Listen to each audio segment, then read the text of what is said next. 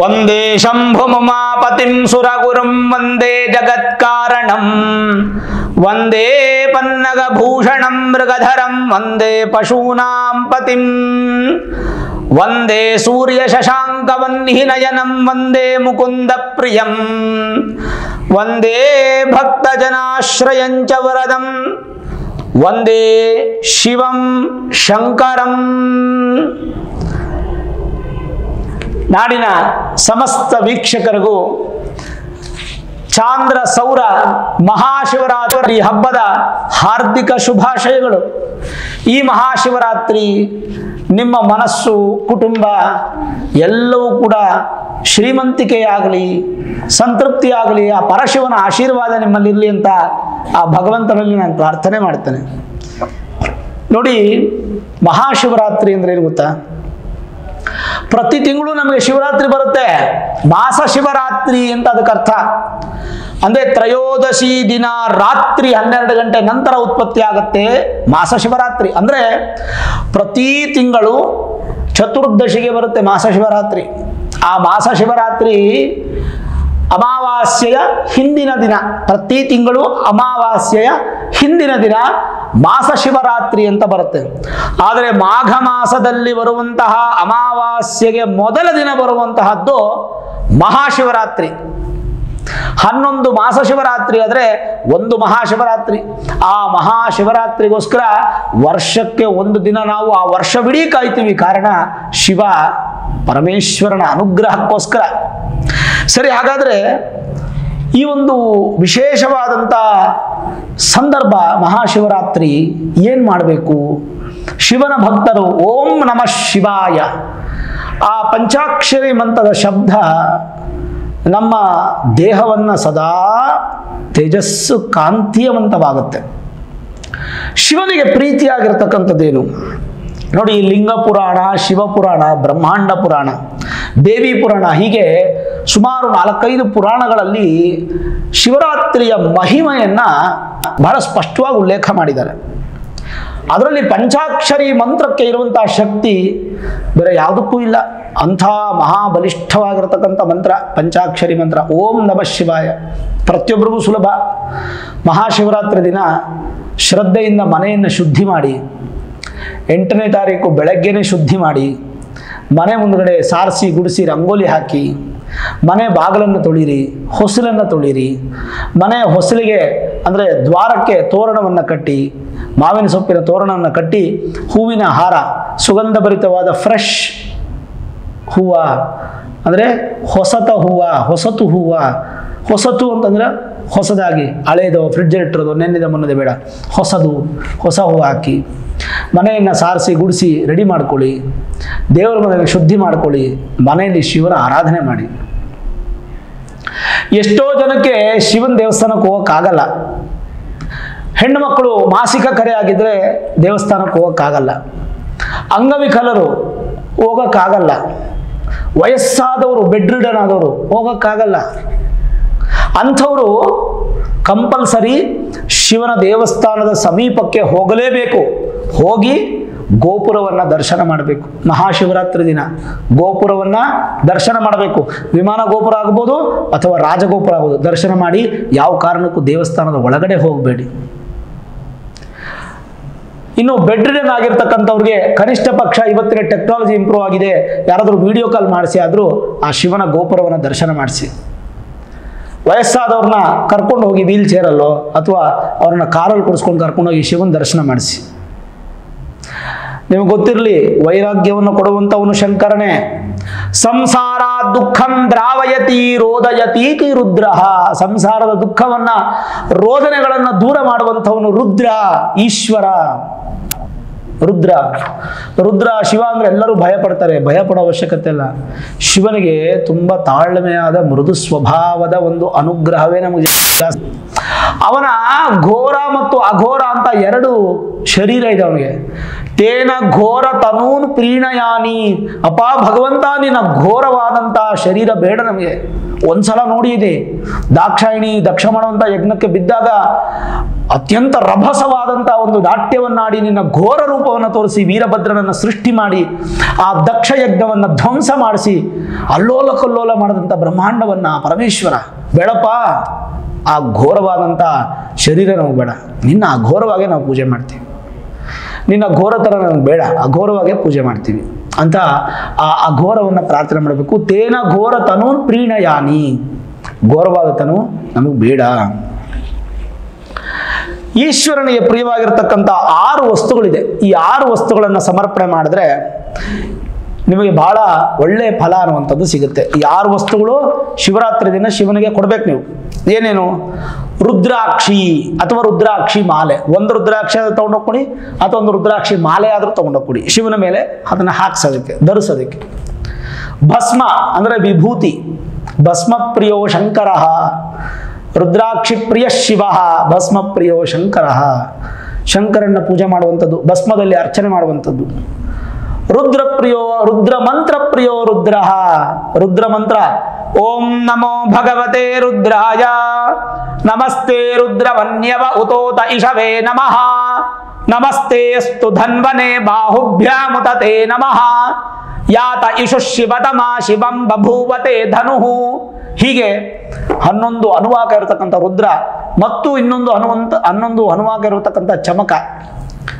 ಓಂ ವಾಜಶ್ಚ ಮೇ ಪ್ರಸವಶ್ಚ ಮೇ ಪ್ರಯತಿಶ್ಚ ಮೇ ಪ್ರಸಿತಿಶ್ಚ ಮೇ ಧೀತಿಶ್ಚ ಮೇ ಕ್ರತುಶ್ಚ ಮೇ ಶುಭಶ್ಚ ಮೇ ಶ್ಲೋಕಶ್ಚ ಮೇ ಶ್ರಾವಶ್ಚ ಮೇ.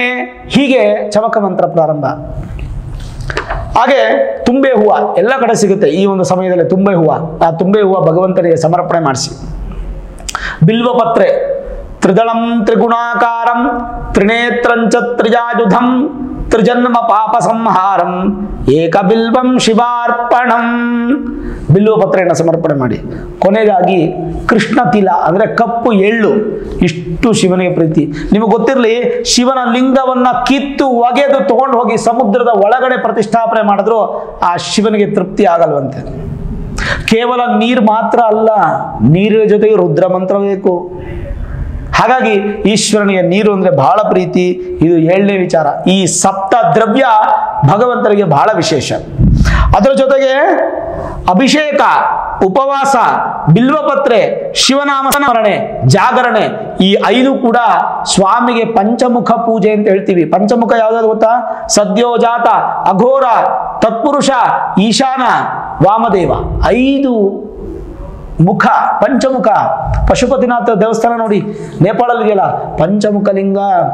ಸದ್ಯೋಜಾತಾಯ ನಮಃ, ವಾಮದೇವಾಯ ನಮಃ, ಅಘೋರಾಯ ನಮಃ, ತತ್ಪುರುಷಾಯ ನಮಃ, ಈಶಾನಾಯ ನಮಃ. ಪಂಚಮುಖಗಳನ್ನು ಹೊಂದಿರತಕ್ಕಂತಹ ಪರಮೇಶ್ವರ, ಆ ಈಶ್ವರನನ್ನ ಆರಾಧನೆ ಮಾಡೋದು. ಪಂಚ ಮುಖಕ್ಕೆ, ಒಂದೊಂದು ಮುಖಕ್ಕೆ ಅಭಿಷೇಕ, ಉಪವಾಸ, ಬಿಲ್ವಪತ್ರ ಸಮರ್ಪಣೆ, ಶಿವನಾಮ ಸ್ಮರಣೆ, ಜಾಗರಣೆ ಅನ್ನುವಂಥದ್ದು ಬಹಳ ಮುಖ್ಯ. ಹಾಗಾಗಿ ಉಪವಾಸ ಅಂದ್ರೆ ಉಪೇ ಸಮೀಪೆ ವಾಸಃ ಅಂತ, ಭಗವಂತನ ಸಮೀಪದಲ್ಲಿ ವಾಸ ಮಾಡುವಂಥದ್ದನ್ನ ಉಪವಾಸ ಅಂತ ಹೇಳ್ತೀವಿ. ಯಾರು ನೀವು ಹೊಟ್ಟೆಗೆ ಏನು ತಿಂದೆ ಉಪವಾಸ ಮಾಡಿ ಅಂತಲ್ಲ ಅರ್ಥ. ಅದು ಉಪವಾಸ ಅಂದ್ರೆ ಉಪೇ ಸಮೀಪೆ ವಾಸಃ. ಸ್ವಲ್ಪ ಮಟ್ಟಿಗೆ ಹಾಲು, ಸ್ವಲ್ಪ ಹಣ್ಣು ತಗೊಳ್ಳಿ, ಹೊಟ್ಟೆ ತುಂಬ ತಿನ್ಬೇಡಿ, ನಿದ್ರೆ ಕಡೆ ಗಮನ. ಹೊಟ್ಟೆ ಹಸುಕೊಂಡಿರಬೇಡಿ, ಹೊಟ್ಟೆ ಕಡೆ ಗಮನ. ಹೊಟ್ಟೆ ತುಂಬೋದು ಬೇಡ, ಹೊಟ್ಟೆ ಹಸುಕೊಂಡಿರೋದು ಬೇಡ. ಅದಕ್ಕೆ ನಮ್ಮಲ್ಲಿ ಫಲಹಾರ ಅನ್ನುವಂಥ ಒಂದು ಶಬ್ದವನ್ನು ಕೊಟ್ಟರು. ನೋಡಿ, ಸಾಧಾರಣವಾಗಿ ಶಿವರಾತ್ರಿ, ರಾತ್ರಿ ಹೊತ್ತೆ ಯಾಕೆ ಆರಾಧನೆ ಮಾಡ್ತೀವಿ ಅಂದರೆ, ಈ ಶಿವ ಪರಿವಾರಕ್ಕೆಲ್ಲ ರಾತ್ರಿ ಪೂಜೆ ಬಹಳ ವಿಶೇಷ. ನೋಡಿ, ದೇವಿ ನವರಾತ್ರಿ, ವಸಂತ ನವರಾತ್ರಿ, ಗಣಪತಿ ನವರಾತ್ರಿ, ಹಾಗೆ ನಾವು ಶಿವರಾತ್ರಿ, ಹೀಗೆ ರಾತ್ರಿ ಪೂಜೆ ಮಾಡುವಂಥದ್ದು ಈ ಶಿವ ಪರಿವಾರಕ್ಕೆ ಬಹಳ ವಿಶೇಷವಾಗಿರತಕ್ಕಂಥ ವಿಶೇಷ. ಮನೆಯಲ್ಲೇ ಶಿವಲಿಂಗ ಇದ್ದರೆ ಪಂಚಾಮೃತ ಅಭಿಷೇಕ ಮಾಡಿ. ಪಂಚವರ್ಣ, ಏನೇನು ಪಂಚವರ್ಣ? ಗಂಧ, ಭಸ್ಮ, ಹರಿದ್ರ, ಕುಂಕುಮ ಮತ್ತು ವಿಶೇಷವಾಗಿ ಸಿಂಧೂರ. ಈ 5 ಪಂಚವರ್ಣ. 5 ವರ್ಣ, ವರ್ಣ ಅಂದರೆ ಬಣ್ಣ. 5 ಬಣ್ಣಗಳಿಂದ ಪೂಜೆ, 5 ಅಮೃತಗಳಿಂದ ಪೂಜೆ ಭಗವಂತನಿಗೆ. ಅದ್ರ ಜೊತೆಗೆ ಮಹಾನ್ಯಾಸ, ಲಘುನ್ಯಾಸ, ರುದ್ರ ಚಮಕ ಬಂದರೆ ಹೇಳ್ಬೋದು. ಮಹಾನ್ಯಾಸ ಬಹಳ ವಿಶೇಷವಾಗಿರ್ತಕ್ಕಂಥದ್ದು, ಸುಮಾರು 1 ಗಂಟೆಗಳಿಂದ ಹೆಚ್ಚಾಗುತ್ತೆ ಕಾಲ. ಲಘುನ್ಯಾಸ ಸುಮಾರು ಒಂದು 20-25-30 ನಿಮಿಷಗಳಾಗುತ್ತೆ. ಅದನ್ನು ಹೇಳಿ ಶಿವನನ್ನು ಆರಾಧನೆ ಮಾಡಿ ಮಾಡುವಂಥದ್ದು ಮತ್ತಷ್ಟು ಶುಭ ಫಲ. ಬಿಲ್ವಾಷ್ಟಕ, ಕಾಲಭೈರವಾಷ್ಟಕ, ಶಿವ ತಾಂಡವ ಸ್ತೋತ್ರ ಇತ್ಯಾದಿ ಸ್ತೋತ್ರಗಳನ್ನು ಹೇಳಿ, ಶಿವ ಸಹಸ್ರನಾಮ ಅಷ್ಟೋತ್ರಗಳನ್ನು ಹೇಳಿ ಶಿವನನ್ನು ಆರಾಧನೆ ಮಾಡುವಂಥದ್ದು ಮತ್ತಷ್ಟು ವಿಶೇಷ. ಇನ್ನು ಯಾಮ ಪೂಜೆ 8ನೇ ತಾರೀಕು ರಾತ್ರಿ 9 ಗಂಟೆಗೆ ಮೊದಲನೇ ಯಾಮ, 12 ಗಂಟೆಗೆ 2ನೇ ಯಾಮ, ಬೆಳಗ್ಗಿನ ಜಾವ 3 ಗಂಟೆಗೆ 3ನೇ ಯಾಮ ಮತ್ತು ಬೆಳಗ್ಗೆ 6 ಗಂಟೆಗೆ 4ನೇ ಯಾಮ. 4 ಯಾಮಗಳ ಪೂಜೆಯನ್ನು ಮಾಡುವಂಥದ್ದು ಕೂಡ ಬಹಳ ವಿಶೇಷ. ಅದನ್ನು ಕೂಡ ನೀವು ಆಚರಣೆ ಮಾಡಬೇಕು. ಸಂಕಲ್ಪ ಬಹಳ ಮುಖ್ಯ. ಏನೇನು ಸಂಕಲ್ಪ ಹೇಳ್ತೀವಿ? ಸರ್ವೇಷಾಂ ಸಹ ಕುಟುಂಬಾನಾಂ ಕ್ಷೇಮ ಸ್ಥೈರ್ಯ ಧೈರ್ಯ ಶೌರ್ಯ ವಿಜಯ ವೀರ್ಯ ಅಭಯ ಆಜುರಾರೋಗ್ಯ ಆನಂದ ಅಷ್ಟೈಶ್ವರ್ಯಾಭಿವೃದ್ಧ್ಯರ್ಥಂ ಧರ್ಮಾರ್ಥ ಕಾಮ ಮೋಕ್ಷ ಚತುರ್ವಿಧ ಫಲ ಪುರುಷಾರ್ಥ ಸಿದ್ಧ್ಯರ್ಥಂ ಅದ್ಯ ದಿನೇ ಆಲಯಸ್ಯ ಧರ್ಮಕರ್ತॄಣಾಂ ಕಾರ್ಯಕರ್ತॄಣಾಂ ಉಭಯಕರ್ತॄಣಾಂ ಸೇವಾಕರ್ತॄಣಾಂ ಆಗತಾನಾಂ ಅನಾಗತಾನಾಂ, ಆಗತಾನಾಂ ಅಂದ್ರೆ ಬಂದಿರತಕ್ಕಂಥ ಭಕ್ತಾದಿಗಳು, ಅನಾಗತಾನಾಂ ಬರದೇ ಇರತಕ್ಕಂಥ ಭಕ್ತಾದಿಗಳು, ಆಗತಾನಾಂ ಅನಾಗತಾನಾಂ ಅಶಕ್ಯಾನಾಂ ಬರಕ್ಕಾಗದೇ ಇರತಕ್ಕಂಥವ್ರು, ಕಾಲಿರಲ್ಲ ಕಣ್ಣಿರಲ್ಲ ಅಶಕ್ಯಾನಾಂ, ಇಂತೆಲ್ಲವ್ರಿಗೂ ಸಂಕಲ್ಪ ಮಾಡಬೇಕು. ಅದನ್ನ ನಾವು ಮಹಾಸಂಕಲ್ಪ ಅಂತೀವಿ. ದೇಶ ಸಂಕಲ್ಪ ನಮ್ಮ ವೈಯಕ್ತಿಕವಾಗಿ ಮಾಡ್ಕೊಳ್ಳೋದಲ್ಲ, ವೈಯಕ್ತಿಕವಾಗಿ ನೀವು ಮಾಡ್ಕೊಳ್ಳಿ. ದೇವಸ್ಥಾನದಲ್ಲಿ ರುದ್ರ ಹೋಮ ಇತ್ಯಾದಿ ಪೂಜೆಗಳು, ಮಹಾಭಿಷೇಕ, ಅದಕ್ಕೆಲ್ಲವೂ ತುಂಬ ಭಾಳ ವಿಶೇಷವಾಗಿರ್ತಕ್ಕಂಥದ್ದು. ಹಾಗಾಗಿ ಈ ಒಂದು ನಿಮಗೆ ಗೊತ್ತಿರಲಿ, ಈಶ್ವರನಿಗೆ ಅಭಿಷೇಕ ಅಂದರೆ ಭಾಳ ಪ್ರೀತಿ. ಹಾಗಾಗಿ ಹಾಲು ತೊಗೊಂಡೋಗಿ ಕೊಡಿ, ಮೊಸರು ತೊಗೊಂಡೋಗಿ ಕೊಡಿ, ತುಪ್ಪ, ಜೇನುತುಪ್ಪ, ಸಕ್ಕರೆ ಮತ್ತು ಗಂಧ, ವಿಭೂತಿ ಮತ್ತು ಅರಿಶಿಣ, ಕುಂಕುಮ, ಕಬ್ಬಿನ ರಸ, ಕಬ್ಬಿನ ಹಾಲು ಅಂತೀವಲ್ಲ, ಕಬ್ಬಿನ ಹಾಲು, ಹೀಗೆ ಭಾಳ ವಿಶೇಷವಾಗಿ ಈ ಒಂದು ಸೇವೆಗಳನ್ನು ಭಗವಂತ ಬಿಡುತ್ತಾನೆ. ಯಾಕೇಳಿ? ಅಲಂಕಾರ ಪ್ರಿಯೋ ವಿಷ್ಣು. ಅಲಂಕಾರ ಯಾರು ಪ್ರಿಯ? ವಿಷ್ಣುಗೆ ಪ್ರಿಯ. ವಿಷ್ಣುಗೆ ಹೂವು ಹಾಕ್ಬಿಟ್ಟು ಅಲಂಕಾರ ಮಾಡಿ ಶುದ್ಧವಾಗಿ ಇಟ್ಕೊಂಡ್ಬಿಟ್ರೆ ಆಹಾ ಆನಂದವಾಗಿ ಬಿಡ್ತಾರೆ. ತಿರುಪಾವೆ ತಿರುವಂಬಾವೆ ಎಲ್ಲ ಆಡ್ಬಿಟ್ಟು ಶಾತ್ತುಮರೈ ಸೇವೆ ಮಾಡಿ ಆ ಪುಳಿಯೋಗರೆ, ಮೊಸರನ್ನ, ವಡೆಯನ್ನು ನೈವೇದ್ಯ ಮಾಡಿಬಿಟ್ರೆ ಭಗವಂತ ವಿಷ್ಣುಗೆ ತುಳಸಿ ಹಾರ ಹಾಕ್ಬಿಟ್ರೆ ಆಹಾಹಾ ತೃಪ್ತಿ, ಇನ್ನೇನು ಬೇಡ. ಮಹಾವಿಷ್ಣುಗೆ ಆನಂದವಾಗಿ ಬಿಡ್ತಾರೆ. ಅಲಂಕಾರ. ನಮಸ್ಕಾರ ಪ್ರಿಯೋ ಭಾನು. ಸೂರ್ಯ ಬಂದಿದ ತಕ್ಷಣ ನಮಸ್ಕಾರ ಮಾಡಿಬಿಟ್ರೆ ಅಪ್ಪ ಭಗವಂತ ನಾನು ನೀನು ನಮಸ್ಕಾರ ಮಾಡ್ತಾ ಇದ್ದೀನಿ, ಅಡ್ಡ ಬಿದ್ನಪ್ಪ, ಮುಗಿದೋಯ್ತು ಅಲ್ಲಿಗೆ. ನಮಸ್ಕಾರ ಪ್ರಿಯ, ಖುಷಿಯಾಗ್ಬಿಡುತ್ತೆ. ಯಾರಿಗೆ? ಸೂರ್ಯನಿಗೆ. ಬ್ರಾಹ್ಮಣೋ ಬಹುಜನ ಪ್ರಿಯ. ಎಲ್ಲರಿಗೂ ಪ್ರಿಯವಾಗಿರ್ತಕ್ಕಂಥವ್ರು ಬ್ರಾಹ್ಮಣರು. ಯಾರಾದರೂ ಪೂಜೆ ಚೆನ್ನಾಗಾಯ್ತು ಅಂತ ಹೇಳ್ಬಿಟ್ರೆ ಸಾಕು, ಬ್ರಾಹ್ಮಣರಿಗೆ ಸಂತೋಷ ಆಗ್ಬಿಡುತ್ತೆ. ಹೊಟ್ಟೆ ತುಂಬ ಊಟ ಹಾಕಿದ್ರೆ ಸಾಕು, ಬ್ರಾಹ್ಮಣರಿಗೆ ಸಂತೋಷ ಆಗ್ಬಿಡುತ್ತೆ. ಆದರೆ ಶಿವ ಆಗಲ್ಲ. ಅವನಿಗೆ ಅಲಂಕಾರ ಬೇಕಿಲ್ಲ, ನಮಸ್ಕಾರ ಬೇಕಿಲ್ಲ, ಊಟ ಬೇಕಿಲ್ಲ, ಏನು ಬೇಕಿಲ್ಲ. ಅವನಿಗೆ ಬೇಕಿರೋದೇ ಅಭಿಷೇಕ. ತಲೆ ಮೇಲೆ ನೀರು ಬೀಳ್ತಾ ಇರಬೇಕು, ರುದ್ರ ಮಂತ್ರ ಹೇಳ್ತಾ ಇರಬೇಕು, ಭಕ್ತಿಯಿಂದ ಸಮರ್ಪಣೆ ಮಾಡಬೇಕು ನಿಮ್ಮ ಭಕ್ತಿಯನ್ನು. ಹಾಗಾಗಿ ನೀವು ಏನೋ ಹೊಸ ಬಟ್ಟೆ ತರಬೇಕು, ಖರ್ಚು ಮಾಡಬೇಕು ಅನ್ನೋದೆಲ್ಲ. ಮನೇಲಿರೋ ರೇಷ್ಮೆ ಬಟ್ಟೆನ ಉಪಯೋಗಿಸಿ. ಮದುವೆಗೆ ಇದುವೆ ತೊಗೊಂಡಿರ್ತೀರ, ಅದನ್ನು ಹಾಕ್ಕೊಂಡೇ ಇರೋದಿಲ್ಲ, ಹಾಕ್ಕೊಳ್ಳಿ. ಇಲ್ಲಾಂದರೆ ಕಾರ್ಪಾಸ ವಸ್ತ್ರ, ಹತ್ತಿಯಿಂದ ಉತ್ಪತ್ತಿಯಾಗಿರ್ತಕ್ಕಂಥ ಬಟ್ಟೆಯಲ್ಲಿ ನೀವು ಮಾಡುವಂಥದ್ದು. ಮತ್ತು ವಿಶೇಷವಾಗಿ ಆ ಭಗವಂತನ ಸ್ಮರಣೆ ಮಾಡಿ. 1-2-3 ಮಂತ್ರಗಳನ್ನು ಹೇಳ್ತೀನಿ, ಅದನ್ನು ಕೇಳಿಸ್ಕೊಳ್ಳಿ. ತುಂಬ ವಿಶೇಷವಾಗಿರ್ತಕ್ಕಂಥ ಮಂತ್ರಗಳು. ನಾವು ನಮ್ಮ ಇಡೀ ಅಂಗಾಂಗಗಳನ್ನು ಈಶ್ವರನಿಗೆ ಕೊಡ್ತೇವೆ. ಲಘುನ್ಯಾಸದಲ್ಲಿ ಬರುತ್ತೆ. ಪ್ರಜನನೆ ಬ್ರಹ್ಮ ತಿಷ್ಠತು. ಪ್ರಜನನೆ, ಜನನೆ ಅಂತಂದರೆ ಜನನಾಂಗ. ಜನನಾಂಗದಲ್ಲಿ ಮೇಲಾಗಲಿ ಫೀಮೇಲ್ ಆಗಲಿ ಜನನಾಂಗದಲ್ಲಿ ಬ್ರಹ್ಮ ತಿಷ್ಠತು, ಬ್ರಹ್ಮ ಕೂತಿರ್ತಾನಂತೆ. ಪಾದಯೋರ್ ವಿಷ್ಣು ತಿಷ್ಠತು, ಪಾದಗಳಲ್ಲಿ.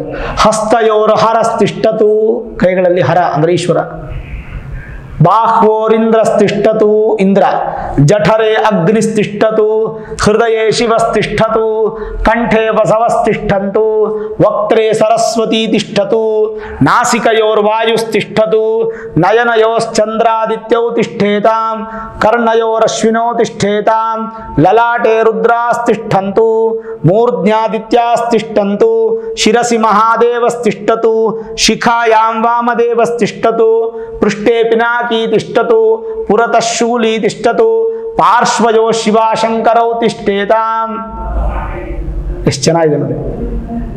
ಸರ್ವತೋ ವಾಯುಸ್ತಿಷ್ಠತು.